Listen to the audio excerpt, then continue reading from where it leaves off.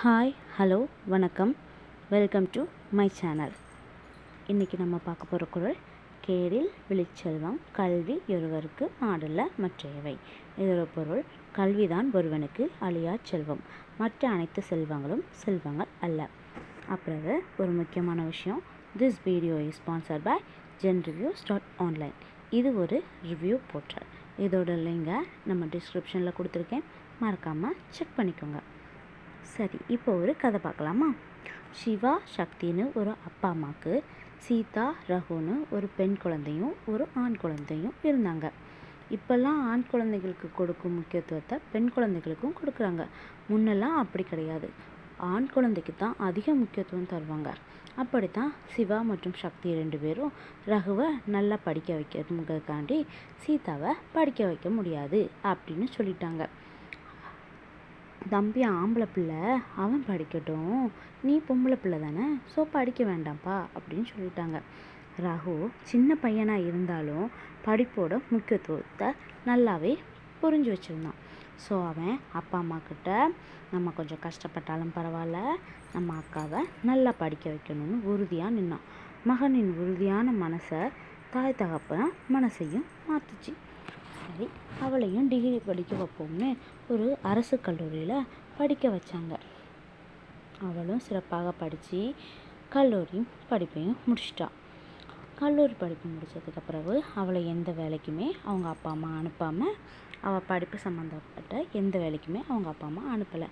அவளுக்கு கல்யாணம் பண்ணி வச்சிட்டாங்க. சீதாவுக்கு ராமு அப்படிங்கிறவங்க கூட கல்யாணம் சீரு சிறப்பாக அவங்க அப்பா அம்மா பண்ணி வச்சாங்க. சீதாவோ கல்யாணம் பண்ணி போன இடமும் ரொம்ப பெரிய இடம்.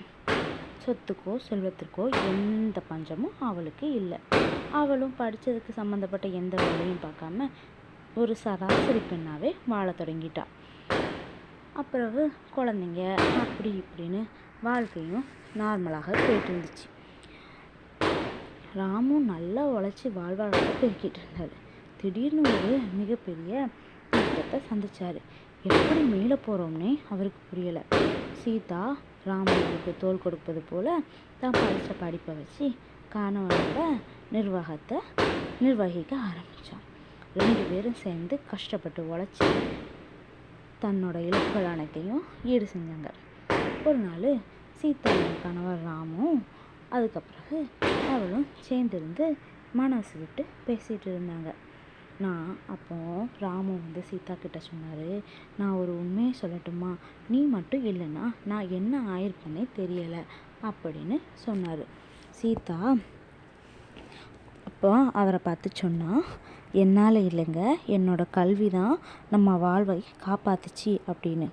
அப்போ அவர் சொன்னார், சும்மாவா சொன்னார் வள்ளுவர், எல்லா செல்வத்தை விடையும் கல்வி தான் பெரிய செல்வம்னு அப்படின்னு 2 பேரும் பேசி சிரிச்சுட்டு தன்னோட வாழ்க்கையை பற்றின விஷயங்களை பேச ஆரம்பித்தாங்க. ஸோ கல்வி எவ்வளோ முக்கியம் வாய்ந்தது பார்த்தீங்களா? கல்விக்கு நம்ம வாழ்வையே மாற்றக்கூடிய சக்தி உண்டு. அதனால் நல்லா படிங்க, வாழ்க்கையில் முன்னேறுங்க. ஓகே, அப்புறம் நம்ம சேனலை சப்ஸ்கிரைப் பண்ண மறந்துடாதீங்க. தேங்க்யூ, பாய் பாய்.